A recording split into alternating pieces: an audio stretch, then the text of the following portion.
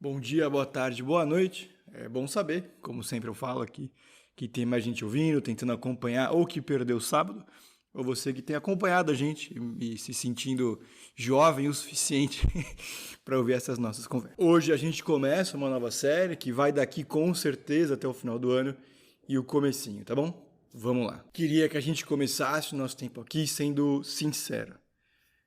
Quais foram alguns pontos positivos, pontos fortes da última série e quais foram fraquezas dela, limitação que a gente não conseguiu alcançar, por exemplo, com a Paraíso Perdido. Eu posso estar errado, mas eu acredito que ela foi boa. Ela foi prática, desafiadora a pensar sobre alguns pontos cegos que a gente tem, tá bom? Em diferentes áreas e áreas que irmãos nossos prestaram muita atenção ao longo da história. Mas ela tinha uma limitação muito clara. Não era pessoal. Não falava ao coração, nem sempre lidava com as dificuldades mais sensíveis do dia a dia, com as nossas lutas e dúvidas mais íntimas, de se ver sozinho às vezes, de não saber onde Deus está, ou se Ele de fato está me ouvindo, de não se sentir confortável, bem de ir na igreja. Talvez seja só eu, mas nem sempre a gente está bem o suficiente para encontrar os amigos. Por vezes, quando eu oro, parece que eu estou falando sozinho, de carregar uma sensação de culpa para depois se ver voltando aos mesmos erros. Por isso, hoje eu queria trazer a nova série Manso e Humilde. Ela é pensada para os desanimados, frustrados, cansados, desencantados, cínicos, vazios e descrentes.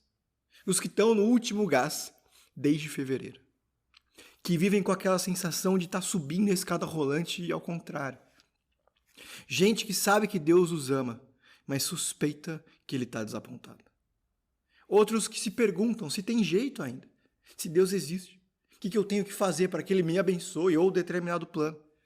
Que no fundo se pergunta por que Deus se importaria comigo. E eu sei que você sabe de vários versículos, tipo, não andeis ansiosos por coisa alguma.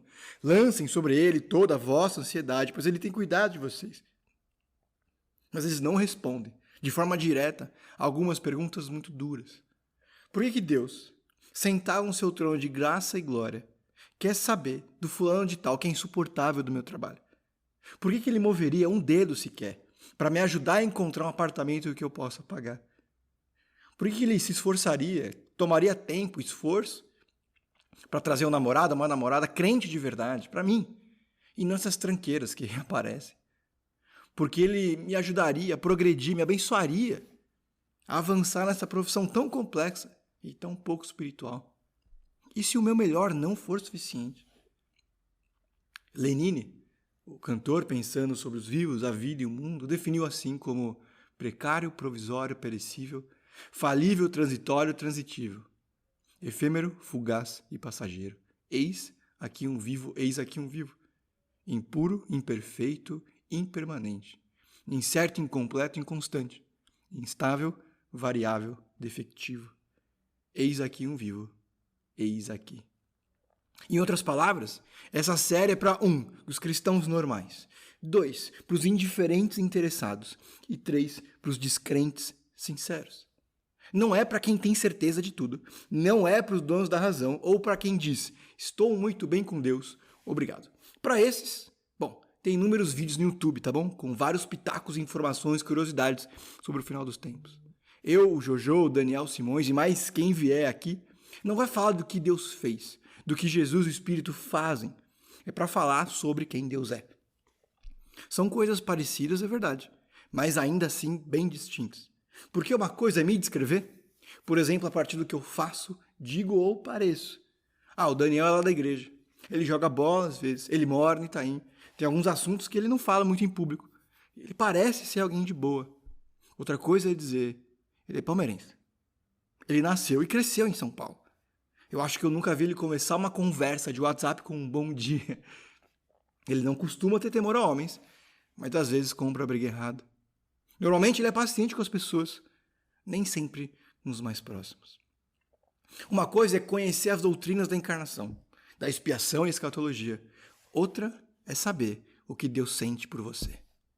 Entre Mateus, Marcos, Lucas e João, A gente tem 89 capítulos, mas em só um texto, Jesus fala sobre o próprio coração.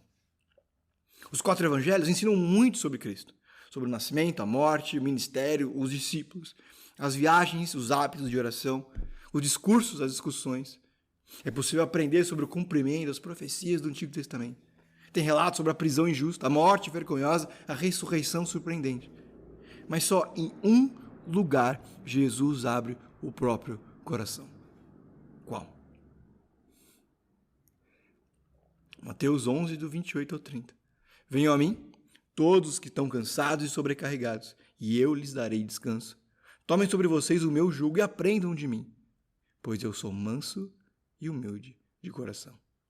E vocês vão encontrar descanso para suas almas, pois o meu jugo é suave e o meu fardo leve. Antes, é preciso lembrar que quando a Bíblia fala do coração, não está falando sobre o órgão, tá? Eu sei que isso é óbvio. O que não é tão óbvio é que também não está falando sobre a vida emocional. É por isso que em Provérbios o sábio diz: guarde o seu coração, pois dele procedem as fontes de vida. O que ele está dizendo aqui?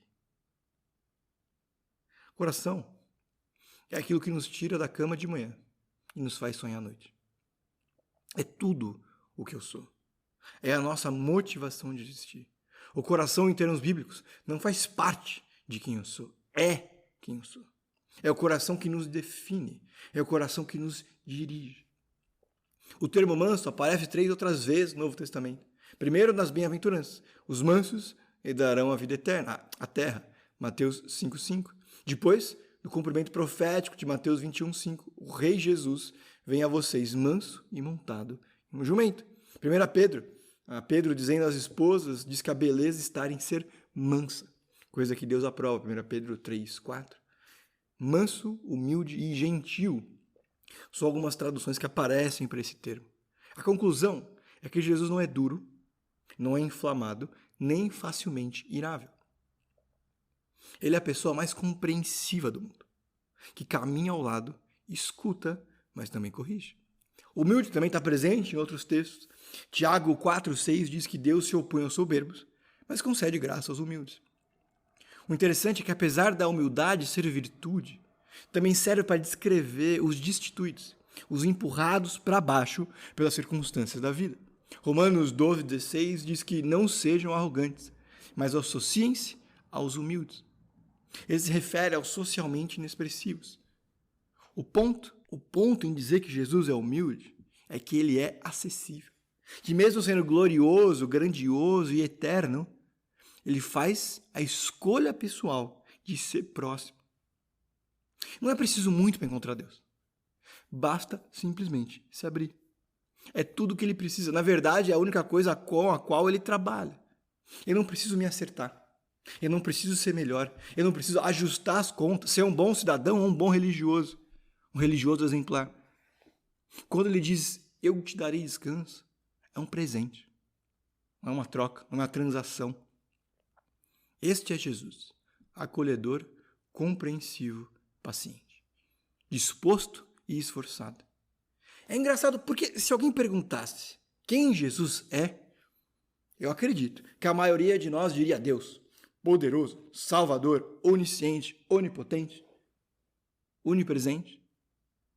Mas ele talvez respondesse, eu sou manso e humilde. É importante lembrar que ele também não é assim toda hora para todo mundo. Ele é para aqueles que vêm a ele, que tomam sobre si o jugo dele e clamam a ele por ajuda. O parágrafo anterior tem o mesmo Jesus dizendo, ai de você, Corazim, ai de você, Betsaida. Cidades que viam os milagres, o ministério de Jesus e rejeitavam a mensagem.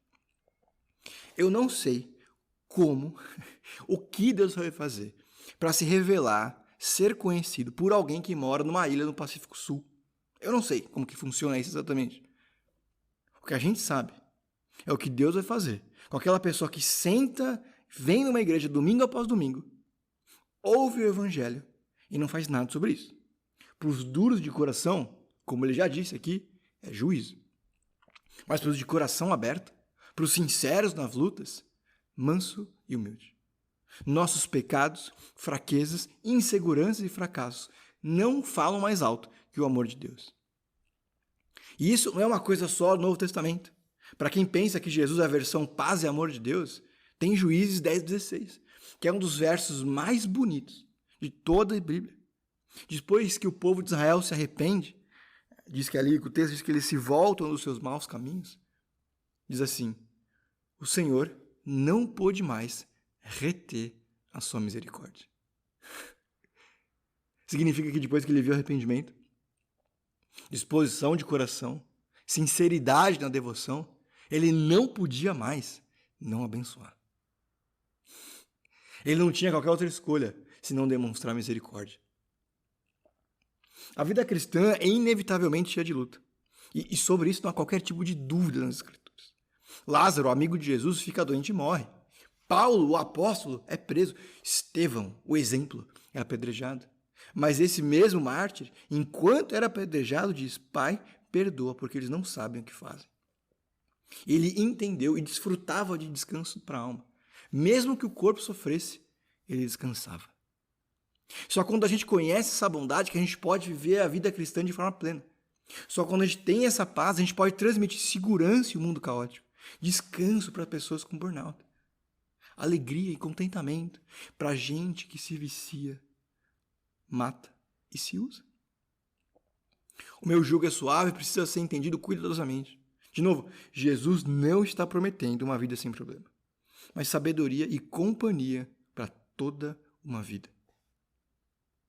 Cristianismo, perceba, não é para os fortes, não é para os fracos, é para todos.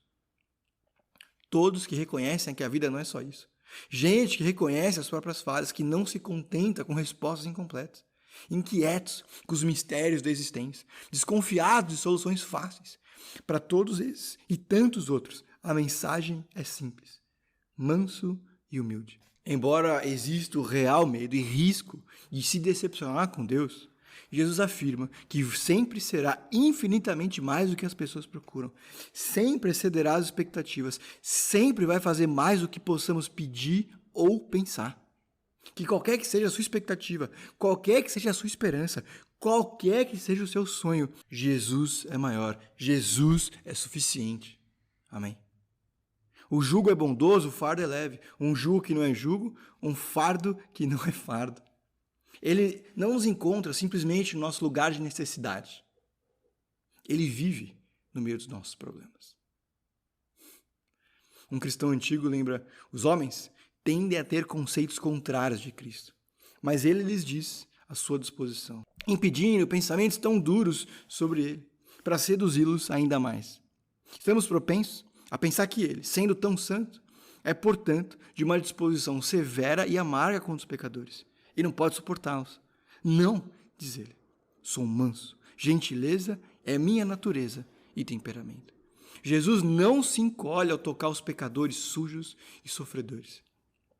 Talvez a gente pense em Jesus chegando perto, do mesmo jeito que um garoto que estende a mão para tocar numa lesma pela primeira vez. O rosto contorcido, o braço meio dobrado, uma voz de desgosto quando encosta. Que encosta e recua imediatamente. Com Deus, não é nada disso. Ele abraça, ele diz: vem, deixa comigo, me siga. Se da outra vez, da outra série, né, a gente terminava com Jesus já venceu, calma que lá vem e seja útil, agora vai ser de outro jeito. Primeiro, descanse. Descanse sabendo que Deus em Jesus, por meio do Santo Espírito, está empenhado em cuidar dos seus filhos. É bem verdade que ele manda chuva, bênçãos sobre justos e injustos, como diz em Mateus. Mas os filhos de Deus desfrutam de privilégios diversos e específicos. O primeiro que a gente viu rapidinho hoje é esse, que ele se importa. A gente pode e deve lembrar disso diariamente em oração. Então, a gente sempre vai ter uma palavra de esperança. Segundo, acorde. Toda vez que a gente se desespera, é porque algumas mentiras passaram a ser tomadas por verdade. A maior delas é que a gente está sozinho. Evagrio Ponte, o Papa dos Pecados Capitais, nos encoraja a pensar sobre cada situação, o que a Bíblia diz sobre isso. Então, a gente sempre vai ter uma palavra de algo que a gente pode fazer ou abandonar. Em terceiro, comunique. Não é à toa que a gente se conhece. Quando a gente encontrar qualquer outro irmão ou irmã numa situação de desencorajamento, cabe dizer, Jesus é manso e humilde, ele se importa. Vamos conversar com ele, vamos invocar esse cuidado para que ele seja visto. Então, sempre uma palavra de missão. Essa é uma série para os cristãos, para os poucos cristãos e para os não cristãos. A gente se vê.